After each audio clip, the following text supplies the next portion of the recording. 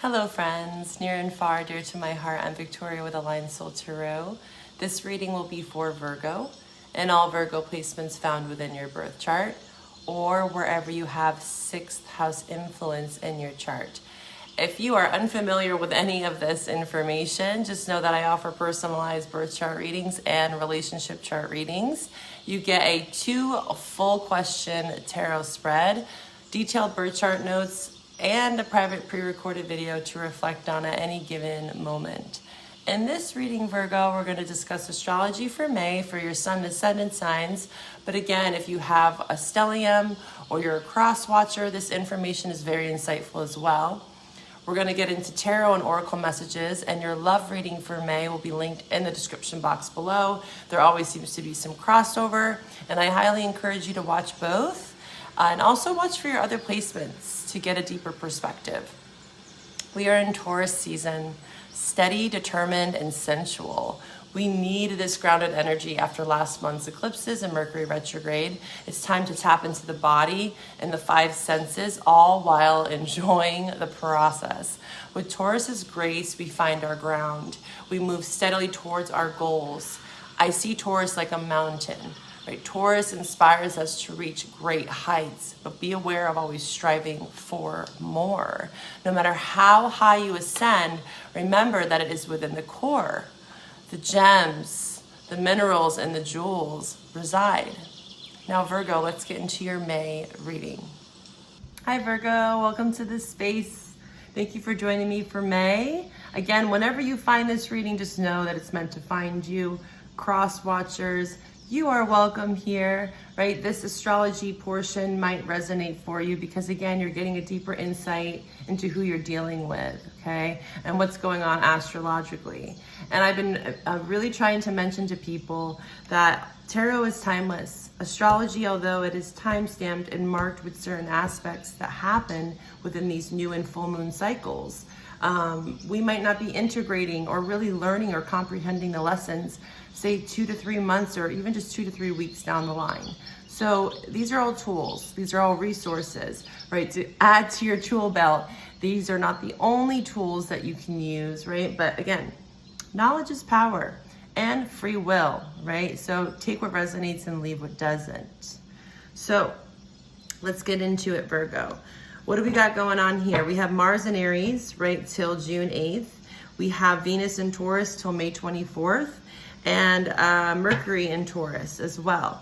So lots of this Taurus influence, but I am also going to highlight this Mars in Aries, okay? Because Mars is definitely our motivation, right?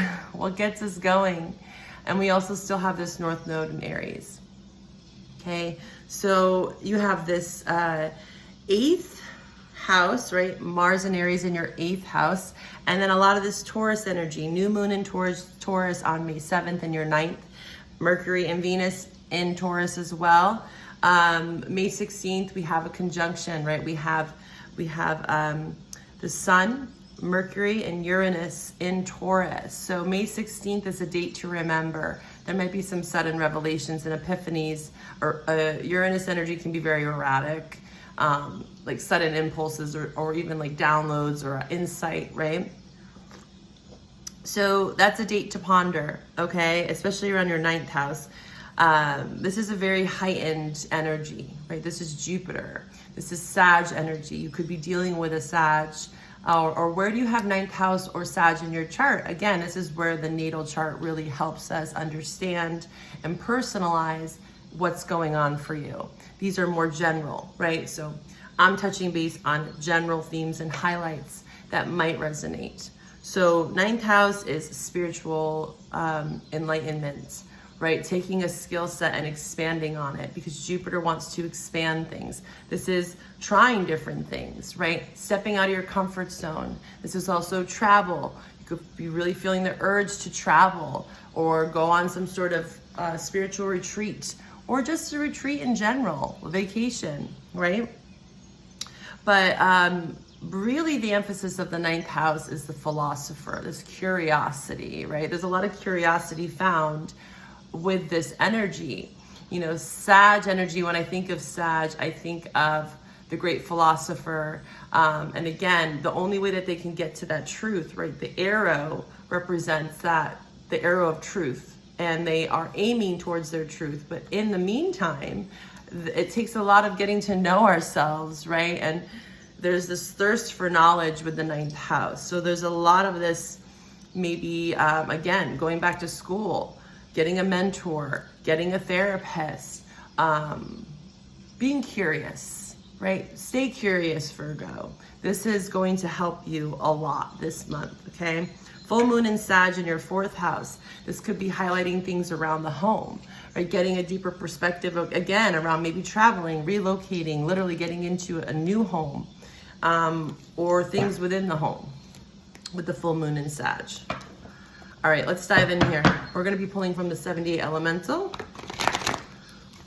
I was called to this deck for you. Yeah, you could be really feeling very intuitive as well with the 9th house. This is a very spiritual house. Feeling a call to maybe be more spiritual, right? Maybe this is your first time watching a tarot reading. You know, tarot is one of the many tools. Astrology is one of the many tools that we can use, okay? It's not the one and only. All right, let's see here. Virgo, what do we have for May? And just know that for May, the love reading is below in the description box. And mid-May, I'm going to be doing an elemental check-in for all the elements, earth, air, fire, water. And we're going to do past singled and coupled love situations. So stay tuned for that. I'll be doing some pick-a-pile and astrology updates for May 16th for that conjunction with Taurus energy on my Patreon channel. So please join me there for more astrology updates and all the extended love readings. You also get 20% off all my services. So also take a peek at my website. And again, any questions about any of my services, email me. All right, Virgo, what do we have for May? One more shuffle here for May. May, Virgo Collective. Please show me what I need to see for my Virgo viewers. Virgo, Virgo. Virgo, please show me the truth for Virgo. Virgo, please show me Virgo's energy for May. All right, we're going to start here. Bottom of the deck, 4 cups in reverse, Knight of Air. You have a lot of air showing up. You have air and fire, but mainly air. You have 1, 2, 3, 4 air cards. And then you have this fiery energy. You could be very well dealing with an Aries, or where do you have Aries in your chart? You could have a North Node in Aries, which is being highlighted right now. So we start off here with the 8 of Swords, Gemini energy, Page of Wands in reverse, the Fool in reverse, right? This is the Aries energy. We have the 6 of Air in reverse and the 10 of Air. And just so you know, air is sword, okay? Gemini, Libra, Aquarius.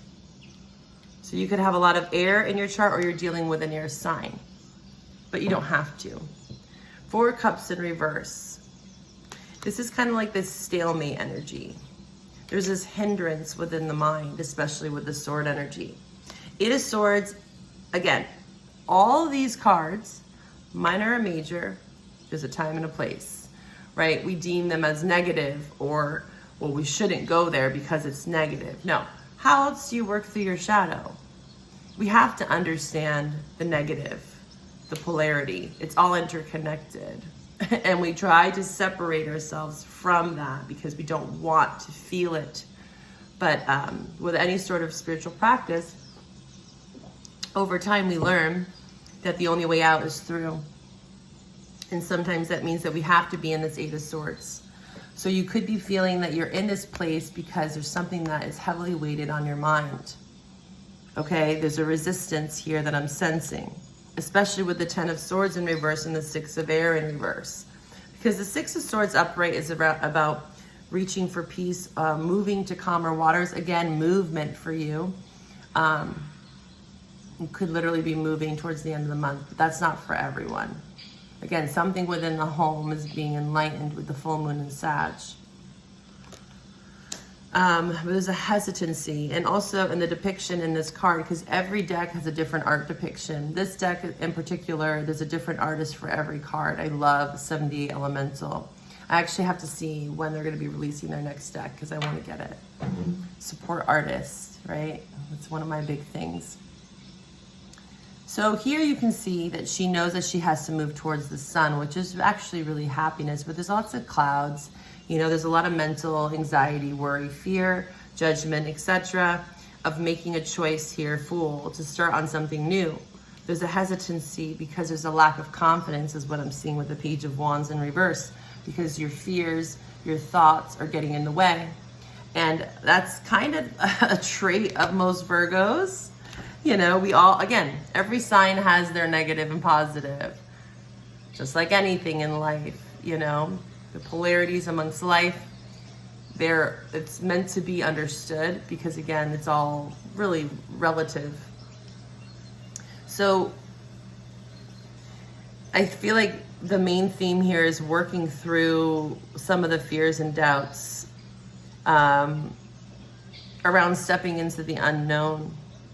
Because there is this understanding here of like, I know that this might actually be for my betterment, Six of Swords, right? Especially with the surrounding energies here of the Ten of Swords, like something that's been very hurtful, closing out a cycle that has actually caused a lot of pain here with the 10.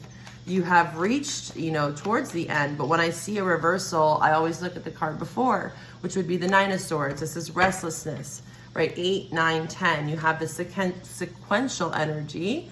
And interestingly enough, the Fool is 0. So there is something about mainly stepping into this Fool, and that's the only major arcana that's showing up here because something is keeping you trapped or stuck. Again, I feel like it's a lack of motivation, racing thoughts, maybe too much to do. But what I was getting at before with the negative traits of Virgo is the negative self-talk. You know, they can be perfectionists, and they are the teachers of the zodiac as well. I look at Virgo and Sag as, you know, and Gemini too, but all signs have like that teacher element, but there's certain signs that really have this laser sharp focus of like discerning things. And Virgo definitely has those qualities, but the downside of that is like this perfectionism, this need to get it right and never feeling like it's right. And like, oh, they're gonna judge me. They're gonna see that little detail. They're gonna, you know, and it's a lot around self-criticism. Because honestly, you know, the one thing, if Virgo could get over that, right, and they can, right, this is through practice, 9th house, they can get out of this guarded energy here, feeling defensive around what's theirs that they're creating.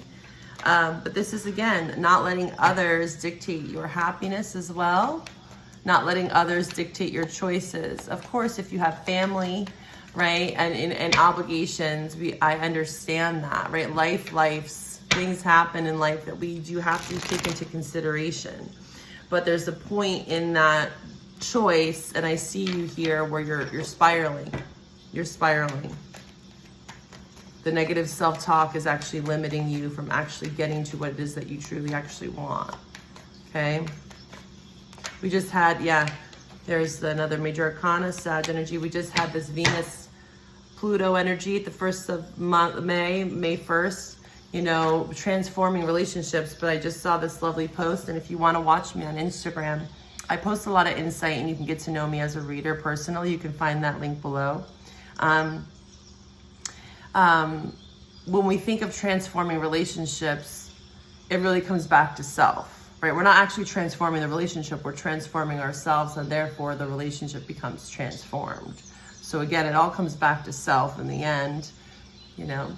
And there is this need to be patient with yourself. I do see that, you know, Page of Pentacles, it could be just a small opportunity, right? Page of Pentacles, this could be another earth sign, but I see this as you having some sort of idea, but it requires you closing out a cycle here, balancing something out. What is this, Fool, please? What is this Fool in reverse? You're really not trying to act impulsive. Look at that. Six of Wands, Page of Cups. Yeah, this is actually a really positive Fool. But I think the way that you're looking at it, the way that's in the reverse is like, I don't want to act impulsively. I get it, right? There's no need to like, you know, jump the gun right after you watch this reading. Again, this is just information that you can take. You can take it with a grain of salt, you know. If it doesn't resonate, it doesn't resonate. Don't try to make it fit. But whatever sort of opportunity, a new endeavor, a change of some sort, a new journey, right, with the Fool, there is something that can be very victorious. It could be with a Leo, because we did see the Seven of Wands as well, which is Leo. Or you could have Leo in your chart, pulling on those qualities of that Leo energy to give you the confidence and motivation to get out of, this Two of Swords energy, feeling kind of stuck. Okay. What about this Page of Cups? This could also be someone that's extending a cup to you. Yeah, lots of air energy. You could definitely be dealing with a Gemini, Libra, Aquarius. A masculine that wants to apologize potentially with you. Maybe this could be veering towards that again. In a love reading, we'll talk about that more, and maybe this energy will show up. But there looks like there is Gemini, Libra, Aquarius. Yeah, love, choice. It could be around that for some of you. This is a general reading. If you are dealing with a Gemini, Libra, Aquarius, it looks like they do want to apologize, and it looks like it could be pretty victorious with the Six of Wands. Okay, let's pull from the Wild Unknown. Let's get some advice here, okay?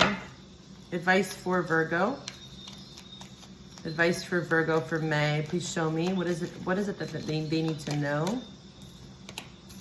Apocalypse. Ooh, things are being shaken up so you can get, the Sword. Again, lots of this air energy. Discerning your truth, right? Getting out of the mental places. It's almost like the devil and the angel on one end of you. Like, oh, you can't do that. Everyone's gonna judge you. What are they gonna think of you?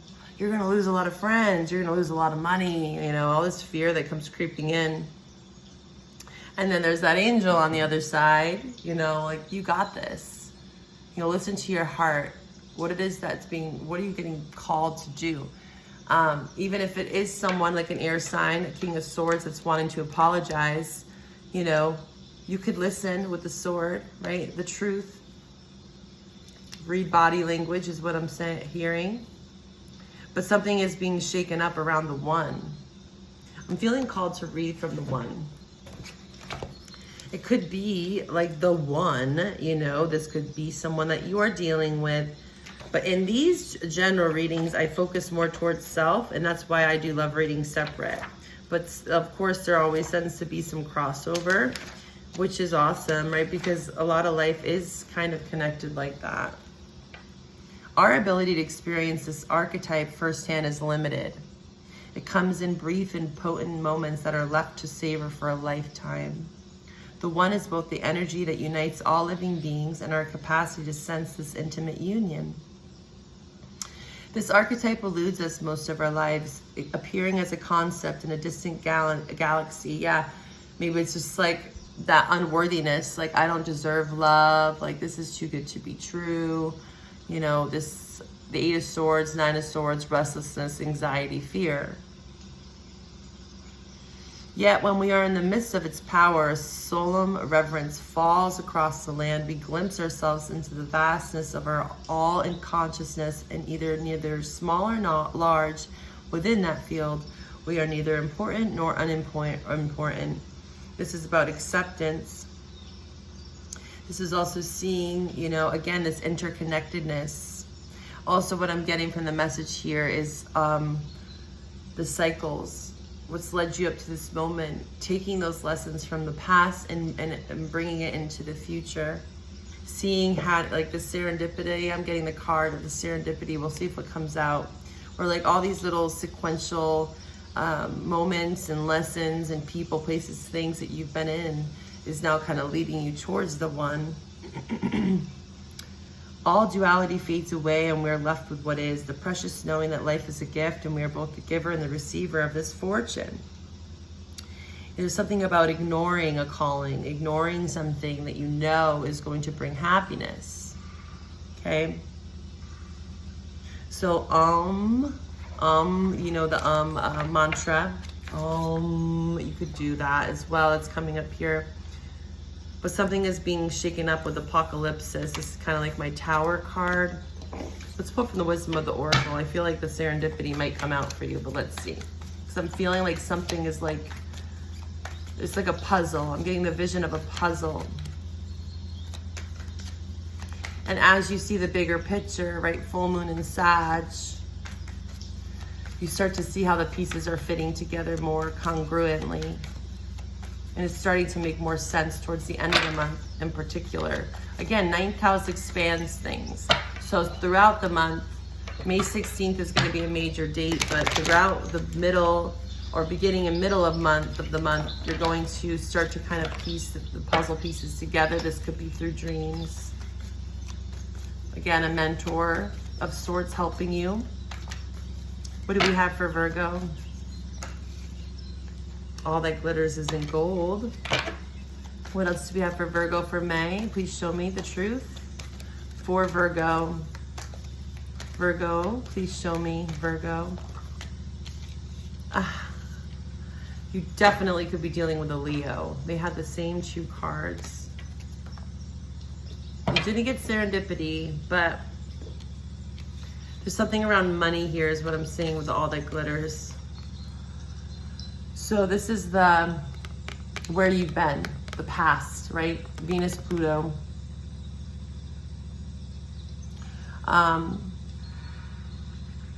You could have been in a relationship or a career that was just like, paid you a lot, but emotionally it wasn't fulfilling. Also, you're starting to see, again, the 9th house that expands things, that all that we thought was shiny and pretty and beautiful is not so very much so at the surface. You know, the mask here, this could be you wearing a mask, hiding behind material things. And both these cards came out for Leo. So if you are dealing with a Leo, I highly encourage you to watch their May monthly. But again, you could have Leo in your chart. This is about, like I spoke with Leo, is about regaining confidence in yourself. And I think that you also are having to do the same. This is being ready for a leg up, like someone coming into your life that's offering you something. It could be another earth sign or air sign, like we saw strongly. The King of Swords, the Page of Pentacles. Some sort of idea to be ready for it, because I do feel like something wants to come in for you. There's support around you with the leg up. And the Poise card, again, is about confidence, feeling worthy of it, feeling deserving of these opportunities, okay? And being ready, right? Poised, positioned. All right, at this portion of the reading, we are gonna pull from the Astro Zodiac Oracle. We're gonna see what kinds of signs you may be dealing with in regards to love in particular, but again, this could be career, family, friends. If these signs resonate for you within your chart or within whoever you're dealing with, then I highly encourage you to watch Pluto. Oh yeah, the Venus Pluto, the 1st of May and the 2nd. Again, check my Instagram. I just post from the New Paradigm Astrology. I love Kepacha and his reports. You could check them out. Yeah, there was this transforming relationships. You could be going through a transformation for sure. And that can be this apocalyptic energy where it's kind of like the Tower crisis. How do you handle crisis? You're transforming something. There is some sort of death process here. Pluto, you could be dealing with a Scorpio as well. Virgo, what kind of signs are they dealing with in May? Okay, a water sign. So that could be Cancer, Scorpio, Pisces. Mercury, Gemini, Virgo. They could have a water placement in their Mercury or Pluto as well. Again, this is the beauty of a birth chart. We are not just your sun sign. Again, check out my services below. What's going on? I just saw Jupiter. That's that 9th house. Something is being expanded. What's going on for Virgo? Who are they dealing with in regards to love potentially for the month of May for Virgo? Saturn. Okay, so Capricorn as well. Gemini on the bottom. Lots of this planetary aspects. So when I see the planets, again, these could be the actual signs, like I said, Scorpio, Capricorn, Gemini, Virgo like yourself, or a water sign. But these also are placements within the chart that could be very crucial. So what is your Saturn placement? What is your Pluto placement? What is your Mercury placement? Or the person that you're dealing with, okay? They might be showing up in that reading. I hope to find you over at the love reading. Make sure to check back mid-May. I'm going to be doing a single, coupled, and past love reading for all the elements. And yeah, check me out. Check me out on Patreon and check out the love reading if you're feeling called to that. Please like, comment. I'd love to hear about your placements, and cross watchers, your placements as well, where we can see where there's maybe some correlation here. All right, Virgo, take care of yourself. Be well.